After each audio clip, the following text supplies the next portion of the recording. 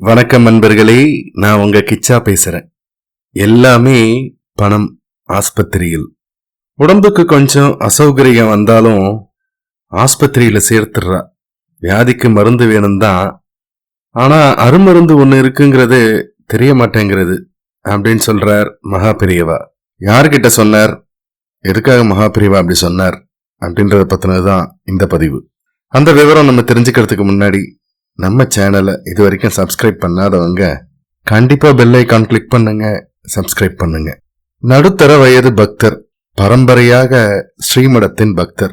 அப்பாவை ஆஸ்பத்திரியில் சேர்த்திருக்கேன், பிரயோஜனம் இல்லை அப்படின்னு சொல்லிட்டு கொஞ்ச நேரம் நிறுத்திட்டு, பணம் ஏராளமா செலவாறது, பணம் பணம் அப்படின்னு ஆஸ்பத்திரியில பிடுங்குறா. தண்ணீருக்கு பணம், அதாவது ட்ரிப்ஸுக்கு. காற்றுக்கு பணம், அதாவது ஆக்சிஜனுக்கு.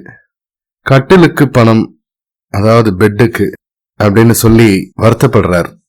மகாபிரிவா அந்த பக்தரை பார்த்து, அப்பாவுக்கு என்ன வயசாச்சு அப்படின்னு கேட்கிறார். பக்தர், சதாபிஷேகம் ஆயிடுத்து அப்படின்னு சொல்றார்.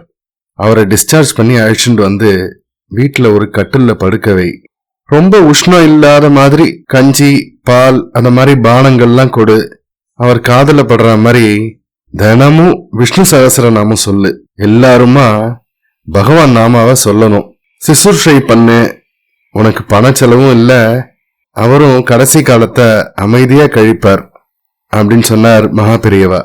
மன திருப்தியோட பிரசாதம் வாங்கிட்டு வந்தார் அந்த பக்தர். அவர் போன பிறகு அருகில் இருந்த அடியார்கள்ட்டெல்லாம், இப்போதெல்லாம் யாருக்கும் தர்மம் தெரியறதே இல்லை, உடம்புக்கு கொஞ்சம் அசௌரியம் வந்தாலும் ஆஸ்பத்திரியில சேர்த்துடுறா, வியாதிக்கு மருந்து வேணும் தான், ஆனா அருமருந்து ஒண்ணு இருக்குங்கிறது தெரிய மாட்டேங்கிறது அப்படின்னு சொன்னார் மகாபெரியவா. ஜெய ஜெய சங்கர ஹர ஹர சங்கர. இந்த பதிவு உங்களுக்கு பிடிச்சிருந்தா லைக் பண்ணுங்க, ஷேர் பண்ணுங்க, கமெண்ட் பண்ணுங்க, மறக்காம பெல் ஐகான் கிளிக் பண்ணுங்க, சப்ஸ்கிரைப் பண்ணுங்க. நன்றி அன்பர்களே.